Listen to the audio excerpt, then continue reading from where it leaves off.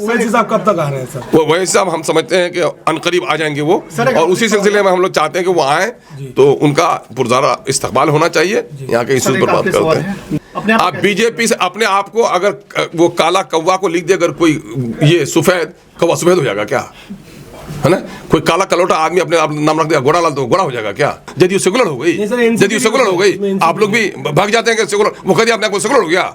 मैं खाना से कोई निकल के कहेगा कि मैं पंडित हूं, मैं मुल्ला हूं, तो मान लीजिएगा उसको। लौकी पर गिरे चाकू या चाकू पर गिरे लौकी, कटना है लौकी को। तो इसलिए हम लोग कर रहे हैं। अवैसी साहब एक बात अक्सर कहते हैं कि सेकुलरिज्म की सड़ी हुई लाश के लिए सिर्फ मेरा कंधा नहीं है, सेकुलरिज्म सबकी जरूरत है।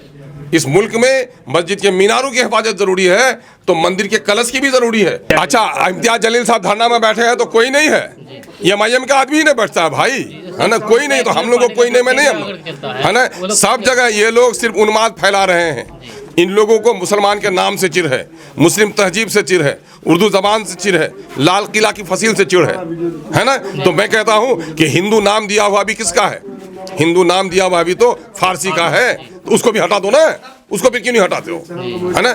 मैं सारे हिंदुओं को बदनाम नहीं कर सकता, लेकिन जो कट्टरपंथी लोग हैं, जो लोग, सेकुलर पार्टी को इसकी जरूरत ही नहीं है। सेकुलर पार्टियां खुद चाहती हैं कि बीजेपी तलवार लेकर निकले और हम इसको डराएं कि तुम मेरे झोले में आ जाओ। सर, आज का जो ये मीटिंग जो रखा गया आपकी तरफ से, क्या मकसद क्या था इस मीटिंग का? नहीं, पार्टी की हमारी मीटिंग सीटिंग चलती ही रहती है, क्योंकि अभी पार्टी में मेंबर साजी की मुहिम चल रही है और बहुत दिनों से बैरिस्टर असदुद्दीन अवैसी साहब के आने का प्रोग्राम बन रहा है। और पिछले दिनों में चूँकि हमारे MLA लोग जो थे, वो प्रोग्राम उस वक्त तय हो पा रहा था, इन लोगों ने दिलचस्पी नहीं दिखाई, तो अब तो मैं हूँ तनहा और उनका प्रोग्राम होना है और काफ़ी वर्कर्स का, आवाम का मुतालबा है। तो हम लोग चाहते हैं कि एक मरतबा सीमांचल वो आएँ, उनकी शदीद ख्वाहिश भी आने की है। महारैली का जवाब तो कहीं नहीं होगा ये आपके जो, अब देखिए, महारैली और महारैला का जवाब तो हम लोग अवैसी साहब के आने से क्या देंगे? यहाँ की जनता ही दे चुकी है कि महारैली में लोग उम्मीद गए थे महा आशाओं के साथ और वहाँ से लौटे हैं महानिराशा के साथ। तो जनता ने खुद ही उनको जवाब दे दिया है कि तुमने बुलाया था कि ये उम्मीद थी कि शायद सीमांचल के मसले के पर कोई बात करोगे, लेकिन फिर वही बीजेपी का खौफ और फिर तुम्हारे झोले में वोट, वही पुराना कारोबार। इसलिए जनता दे चुकी है, उसका जवाब नहीं। हमारा तो असल मसला है कि हम सीमांचल की बेबसी और लाचारी के खिलाफ लड़ते हैं। सीमांचल के अधिकार और हक की लड़ाई लड़ते हैं। पूरे बिहार में जो मजलूम आबादी है, दलित आबादी है, वंचित और शोषित आबादी है, हम उसकी लड़ाई लड़ रहे हैं। यही बात हम लोग सड़क पर भी, यही बात सदन में भी, यही बात हमारे राष्ट्रीय अध्यक्ष जनाब बैरिस्टर असदुद्दीन ओवैसी साहब पार्लियामेंट में और मीडिया के जरिए से पूरे मुल्क में कर रहे हैं। सर, असदुद्दीन ओवैसी साहब किशनगंज का दौरा करेंगे, जानकर खुशी हुई। क्या किशनगंज वासियों को, सीमांचल वासियों को सौगात भी देकर जाएंगे? हम लोग तो कोशिश कर रहे हैं, उनके कई चीज़ें हैं। मैं ये कह रहा हूँ कि ठीक है, हम लोग की पार्टी की तरफ से जीतने के बाद भी लगभग 50 लाख रुपए का, आपको याद होगा कि हम लोगों ने कंसंट्रेशन, मेडिसिन और दूसरी चीज़ें जो हैं कोरोना काल में वो किया। आप लोग ये कभी सवाल पूछे कि राजद के लोग खबर भी पूछने आए, कांग्रेस के लोग खबर भी पूछने आए? जो बरसर इख्तियार पार्टी रही उसने सीमांचल के बेरोजगार जो लौट के आए उनकी खबर भी पूछी? आपको मालूम होगा कि यहाँ पर जब सैलाब में डूबे लोग तो करोड़ों का रिलीफ का काम किया, करोड़ों रुपए का यहाँ पर मेडिसिन कैंप लगाया। क्या इन लोगों ने किया? यकीनन है कि हमारे सदर को सीमांचल से ख़ास मोहब्बत है, सीमांचल के लोगों के लिए उनकी बड़ी ख्वाहिश है कि यहाँ के गुर्बत, नाखानदगी और यहाँ के बीमारों की खिदमत की जाए। अनकरीब हम लोग समझते हैं कि आने वाले लोकसभा की तैयारी समझा जाए क्या इस रैली में? नहीं, तैयारी हमारी लोकसभा और राज्यसभा की या विधानसभा की तैयारी नहीं, हमारी लड़ाई है। हम अपनी लड़ाई को मुसलसल जिद्दोजहद कर रहे हैं। सीमांचल के मसले का हल कर दो। बल्कि मैंने तो पैगाम भी दिया इन सो कॉल्ड सेकुलर पार्टियों के महागठबंधन को कि आए हो 25 तारीख को आपने महारेला किया, आपका निगाहें कहीं पर, निशाना कहीं पर आपका था। बीजेपी एक बहाना था, MIM पर असल निशाना था। तो मैं तो कहता हूँ कि MIM से अगर आप परेशान हो भाई तो आप खुद ही कर लो ना। मैं बताता हूँ कि MIM के खात्मे का क्या रास्ता है। सीमांचल के लोगों को उसका हक दे दो। यहाँ पर आपने वादा किया था कि सीमांचल डेवलपमेंट काउंसिल बनाएंगे, सीमांचल डेवलपमेंट काउंसिल बना दो। यहाँ पर महानंदा बेसिन का आप रीएस्टिमेटिंग करके यहाँ पर काम शुरू करा दो। अलीगढ़ का मामला इल्तवा का शिकार है, उसको करा दो। यहाँ की बस्तियाँ कट रही हैं, उनको बचा दो।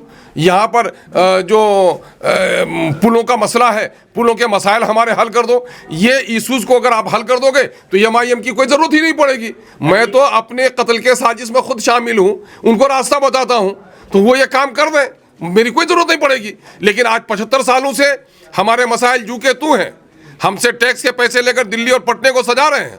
पटने में गंगा पर 3-3 किलोमीटर पर पुल बन रहा है और हमारे यहाँ मानंदा, डोक, कनकई, मेची, परमान पर 40-40 किलोमीटर पुल नहीं है। कल ही मैं पोहाखाली का दौरा किया, वहाँ पर बस्ता के लोगों ने बताया कि मेरे घर से दूरी है किशनगंज की 12 किलोमीटर, 15 किलोमीटर और मुझको भाया आना पड़ता है अगर ठाकुरगंज तो 75 किलोमीटर, 80 किलोमीटर। भाया पोहाखाली भी मेरा 65 किलोमीटर, 70 किलोमीटर। तो ये जो जुल्म है, ये जो ज्यादती है, अमोर में देख लीजिएगा, खाड़ी से 7 किलोमीटर, 8 किलोमीटर की दूरी पर है अमोर का ब्लॉक और आना पड़ रहा है उसको 40 किलोमीटर की दूरी पर। किशनगंज की दूरी अगर बन जाए मानंदा पर ब्रिज तो 20 किलोमीटर पर किशनगंज पहुंच जाएंगे, उनको आना पड़ रहा है 60 किलोमीटर आना पड़ रहा है। मटियारी का हाल देख लीजिए, निसंदरा का हाल देख लीजिए। तो ये सारा मसाइल जो है, मसाइल तो मुंह खोले पड़े हुए हैं। सीमांचल से ज़्यादा कहीं पलायन नहीं है, सीमांचल से ज़्यादा ह्यूमन ट्रैफिकिंग कहीं नहीं हो रही है। सीमांचल में नाखानदगी की वजह से हमारे बच्चे नशे का शिकार हो रहे हैं, है ना, बेटियां बाजारों में बिक रही हैं। इससे ज़्यादा शर्मिंदगी की कोई बात है क्या हमारे लिए? सर, पिछले दिनों से सीमांचल में एक मामला बहुत बड़े पैमाने पर हो रहा है। जो वीजा गिरोह है, जो गलत वीजा देकर लोगों को विदेश भेज रहे हैं, क्योंकि सरकार, जिन लोगों की सरकार है वो कह रहे हैं कि जनता का राज है। जनता के राज में इस तरह से गलत वीजा का जो सक्रिय गिरोह चल रहा है, उसके लिए आपके तरफ से कुछ किया जाएगा? मैं ये कह रहा हूँ कि सीमांचल के लोगों को आपने रोजगार नहीं दिया। ये दिल्ली में, पंजाब के खेतों में, हरियाणा के कीचड़ में सनकर ये गल्फ में जाकर कमा के लाते हैं, तो सिर्फ अपनी बीवी, बच्चे, माँ के लिए नहीं लाते हैं।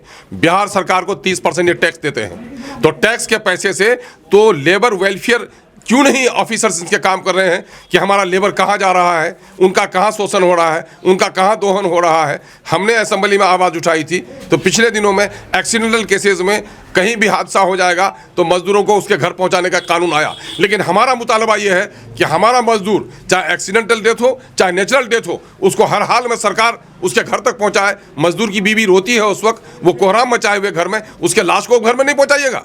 देश के सरहदों की पहरेदारी करते हुए जितना कीमती हमारा देश का सिपाही है, आर्मी का नौजवान है, उतना ही ये कीमती हमारा नौजवान है जो हमारे आर्मी के तनख्वाह के लिए कमाने के लिए जा रहा है। तो उनके लिए भी आप एक सा व्यवहार करो ना। बड़े लोगों को अमेरिका भेजोगे इलाज कराने के लिए, सरकारी स्पॉन्सर्ड मिनिस्टर्स को, बड़े बड़े ऑफिसर्स को, जिनके इलाज पर करोड़ों रुपया खर्च होगा। आज जो बेचारा गरीब दिहाड़ी जिनको मजदूरी नहीं दे पाते हो, वो मरेगा भी तो उसकी लाश भी नहीं पहुंचाओगे। ये हमारा मुतालबा और ये हमारी लड़ाई है।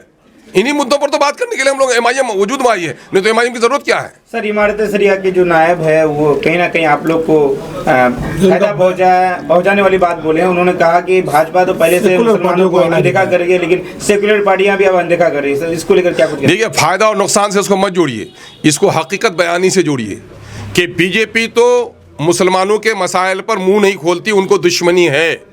लेकिन ये सो कॉल्ड सेकुलर पार्टियां भी अब मुसलमानों का नाम, मुसलमानों का के मसाइल पर, उर्दू के मसाइल पर बोलते हुए शर्माने लगी है, डरने लगी है, घबराने लगी है। आपने नहीं देखा जिस मौलाना आज़ाद ने जवाहरलाल नेहरू और गांधी की रहनुमाई की मुल्क की आज़ादी में, जिस मौलाना ने कुरान की तफसीर को लिखना बंद कर दिया और रांची में उसको कैदोबंद में डाल दिया गया, जेल के सलाखों में जो मौलाना आज़ाद गए, अभी जो नेशनल कन्वेंशन हुआ कांग्रेस का, वहाँ पर किसी मुस्लिम लीडर की तस्वीर तक नहीं थी। आपने नहीं देखा, आपने नहीं देखा, चाहे गुलनाज हो, चाहे सनोबर मारी गई हो, या अभी बाबर की का कत्ल हुआ, मॉब लिंचिंग हुई हो, अभी फैयाज का मॉब लिंचिंग हुई हो, किसी सेकुलर पार्टी ने आवाज़ उठाई? अगर आवाज़ उठाई तो एमआईएम ने उठाई। एमआईएम ओहदे के नहीं लड़ती, सरकार के लिए लड़ाई नहीं लड़ती, मंत्रालय की लड़ाई नहीं लड़ती। एमआईएम लड़ती है ये मुल्क शांति का मुल्क हो, ये मुल्क इंसाफ का मुल्क हो, सबको जीने का, सबको बसने का बराबर हक मिले। इंसाफ की बात अगर कोई करता है तो हम करते हैं। और जो कुछ भी मौलाना शमशाद रहमानी साहब ने कहा, हजरत ने बहुत कुछ हक कहा है। नायब अमीर शरीयत है हमारे, वो हम उनके जुमले को एहतराम और कदर की नज़र से देखते हैं। और बहुत सारे लोगों ने फ़ोन किया कि साहब ये जुमला, मैंने कहा कि एक आलिम दीन के जुमले सुनो जरा, मैं जो कहता हूं तो मेरे जुमले को सियासी समझते हो। आखिर कैसी ज़र्ब लगी है इमारत शरिया को। हजरत मौलाना निज़ामुद्दीन साहब नव्वर अल्लाह मरकदहू दुनिया से रुखसत हो गए। जिस लोग पहले इमारत शरिया को वक़ार देते थे कि चीफ मिनिस्टर चलकर वहां जाते थे, लेकिन हजरत मौलाना को लोगों ने सेक्रेटरीट तक पहुंचा दिया और उर्दू के टीचरों का मसला आज तक हल नहीं हुआ। क्यों नहीं हल हुआ? कल तक नीतीश जी बीजेपी के साथ थे तो एक बात थी कि बीजेपी नहीं हल होने देती है, लेकिन आज तो सबसे चैंपियन सेकुलर की पार्टी है वो है राजद। तो राजद क्यों नहीं हल करा रही है? उर्दू के टीचर क्यों डंडा खा रहे हैं? एक मदरसे में गबन का मसला पाया गया, 609 की तनख्वाह बंद कर दी। ये गरीब कौन बनता है आलिम? अमीर का कबीर का बेटा बनता है, अमीर का कबीर का बेटा डॉक्टर बनता है, इंजीनियर बनता है ना, यूपीएससी का एग्जाम देता है। बेचारे गरीबों के बच्चे मदरसे में मौलिम बनते हैं, इसी देश के बच्चों को पढ़ा रहे हैं। आपने उसकी तनख्वाह रुकवा दी है। आपने 2459+1 की तनख्वाह की बात कही थी, अभी आपने कुछ 850 को दिया है, बाकी सारा पेंडिंग में पड़ा हुआ है। ताली पिटवाते हैं सिर्फ 4 को देकर के, और आप लोगों को पता नहीं है कि मदरसे के इन टीचरों का कितना शोषण हुआ है। इंक्वायरी के नाम पर क्यों इंक्वायरी? 2 बार इंक्वायरी क्यों? पहली इंक्वायरी भी गई थी आपकी तो बीओ शामिल था, डीओ शामिल था उसमें। अगर वो इंक्वायरी गलत है तो बीओ और डीओ को लटकाने का काम करो, मदरसे के टीचरों को परेशान मत करो, ये होना चाहिए। लेकिन आपका डीओ हर साल, हर महीने में जब भी इंक्वायरी का मामला होगा 40,000, 50,000, 1 लाख, 1.5 लाख मदरसे वाले से ले लेगा।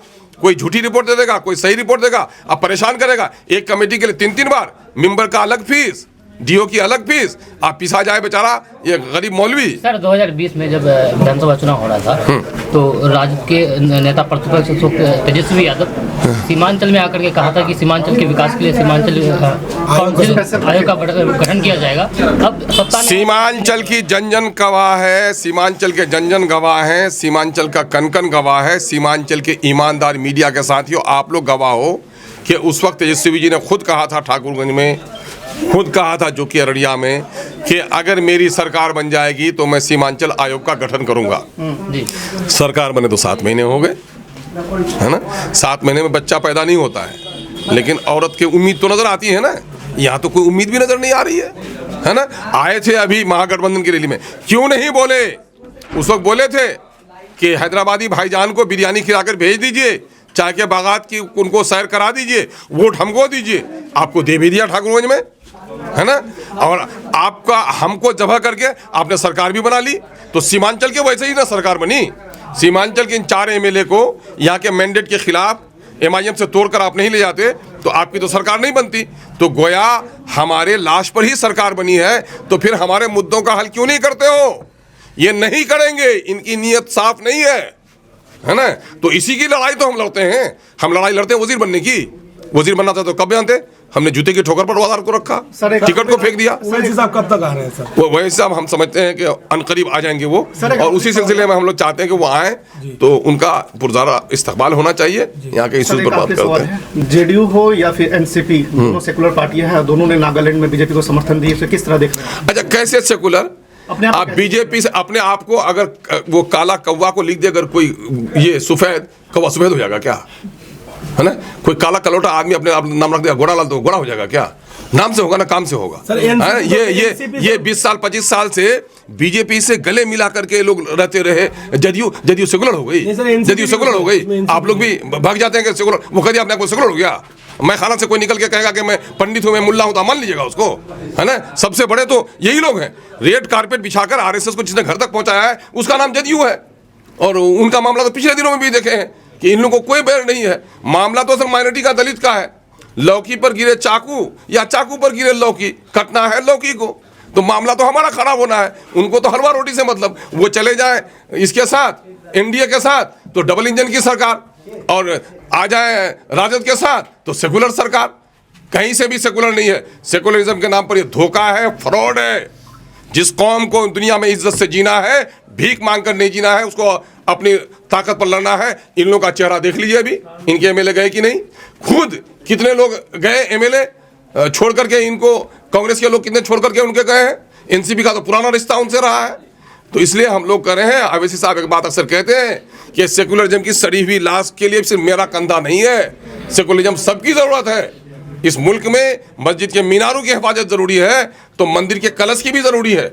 हम तो सबकी बात करते हैं, लेकिन जो लोग मंदिर मस्जिद को तोड़ने वालों के साथ बैठते हैं वो सेकुलर हो जाते हैं। ये बात ताज्जुब की है। सर, इस रैली का नाम क्या है? अब रैली, अभी तो हम लोग का मशवरा हो रहा है। अब रैली होगी, पहले उनका प्रोग्राम तय हो जाएगा, उसके बाद प्रोग्राम की क्या नौयत होती है, वो 1 दिन के लिए आ पाते हैं, 2 दिन के लिए आ पाते हैं, उसी एतबार से हम लोग प्रोग्राम तय करेंगे। देश में मतलब कि जगह जगह पर नाम चेंज का मतलब एक दौर चल पड़ा है। हाँ। इसको रोकने वाला, इसके खिलाफ आवाज उठाने वाला कोई नहीं है, क्या बोलेंगे? अच्छा, इम्तियाज जलील साहब धरना में बैठे हैं तो कोई नहीं है?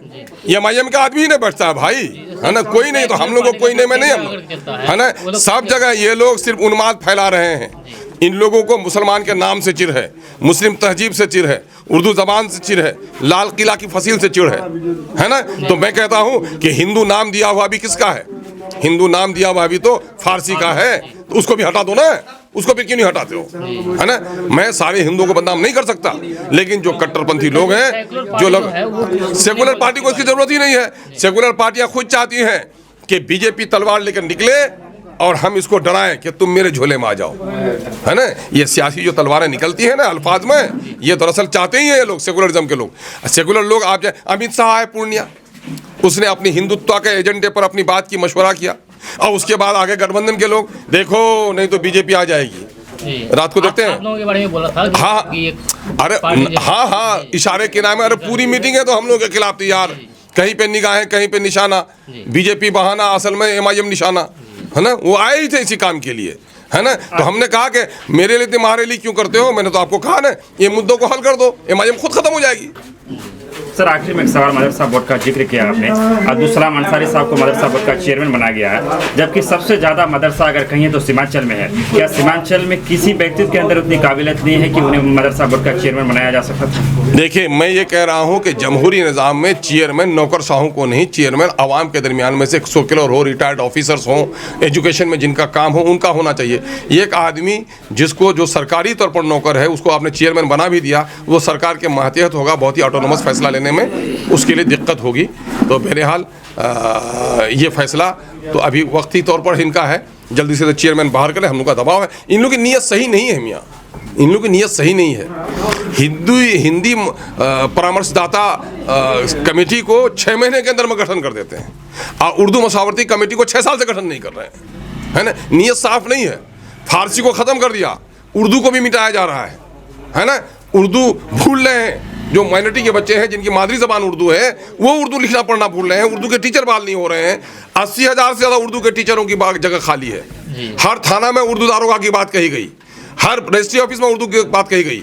आज से 25 साल पहले हर रजिस्ट्री ऑफिस में उर्दू का मुहर्रिर था, उर्दू रीडर था, लेकिन आज कहीं भी नहीं है। आज उर्दू में रजिस्ट्री बंद है। तो आप लोग खुद बोलिए कि मैं जो कुछ कह रहा हूँ वो सच है कि नहीं है? अगर सच है तो सच्चाई की तायद कीजिए। आप लोग तो नकली सेकुलरिज्म का फोटो दिखा दिखा के खबर बनाते हैं। आज जो बात सीमांचल के लिए हम लोग बोलते हैं उसको छापते ही नहीं आप लोग।